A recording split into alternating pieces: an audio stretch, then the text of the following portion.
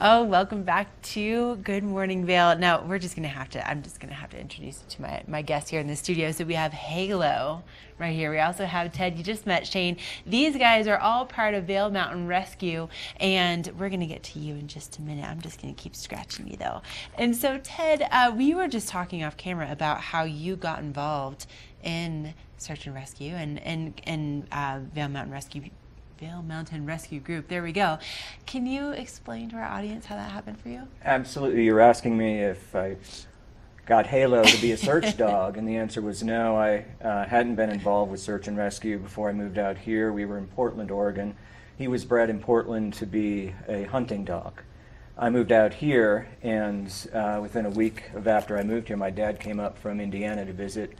In the middle of the night in Eagle Vail, he walked out of our house. I woke up and saw that there was nobody in the bedroom, and my first reaction was, I'm going to call Anne-Marie, someone on the team I knew, and it was like 3 in the morning, and she picked up on the second ring. And that's pretty much anybody here on this team will do that. And she said, Ted, get something that smells like she said, first call 911, then get something that smells like your dad, the pillowcase that he had slept on, put it in a Ziploc bag, and I'll be there with my dogs. And she was there in 15 minutes. Wow. We found my dad. He was fine, just disoriented from the altitude. And I decided, since I'm not a hunter, that this dog needed a job, and what better way to put him to use than to channel that drive to go find ducks into finding lost people. Oh, that's incredible. So that's what Halo does now? That's what he does now. That's his full-time job. That is your full-time job, and you look good doing it. Can I just say that? You've got the mohawk, got the eyebrows, so great.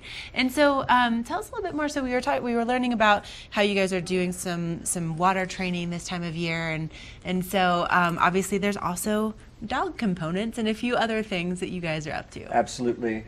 This time of year we're responding to a lot of missions on the river, but at the same time, our mission load over the year, how many did we do last year? About 120 missions overall. Wow. 120, and wouldn't you say the majority of those would be searching for someone who's lost in the wilderness? What typically happens is a party goes out to hike Holy Cross or wherever, and one person feels bad or person feels good and says, I'll either meet you up at the summit or I'll meet you back at the car.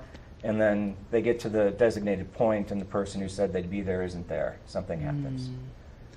And the dogs are just like a tool, like any other tools that we use. We're launching a drone program that Shane's managing, which also can give us the aerial view of where people are at. But he can give us the dog's nose point of view from where people are at. Right. Oh, and there you are in action, Halo, you handsome rescuer. Look at you. And so this is something I'm sure you work for hours and hours and hours training these guys too, right? We train almost daily. The team always has a training once or twice a week with the team. Right. I train with the team as well to respond with the team, but outside of the team I train with, there are 3 dog handlers on the team. We have 4 dogs on the team. We try to train daily because it's just like playing the piano. If you're excellent at playing the piano, you need to play every day. Otherwise, you lose your perfection, and these dogs have to be perfect. Unlike piano playing, if you hit an A flat instead of an A sharp, someone's not going to die. Right. In this case, that's why we train, because based on what the dogs are telling us is where we put our mission resources, or the dog itself can go in and find a lost person. Well, thank you all for what you do, and we're so glad that we have you here in the Valley. And if people want to support your efforts, because obviously, I mean, it's 100% volunteer, but it's not cheap. The equipment isn't cheap, and obviously, it's great to have that support. So where would you send them for more information? So we have a couple of different places. So we have our website at vailmountainrescue.org, but Ted runs our Facebook page, and he does a phenomenal job, and it's a great resource for information.